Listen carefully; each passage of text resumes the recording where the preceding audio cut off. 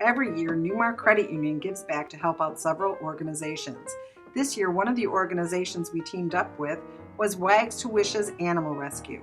Their mission is to rescue abused, sick, abandoned, and forgotten animals and provide a loving and secure transition into their rescue program. Wags to Wishes relies on donations from the community to carry out their mission. So, what kind of items do they need? Blankets, bleach, laundry detergent, toys. Drop them off, we can always use them. We've had a great turnout with our members helping us, bringing us towels, blankets, newspapers, donations. We did a Pops for Pups donation, and we had great member participation in that. So why are donations important to your organization?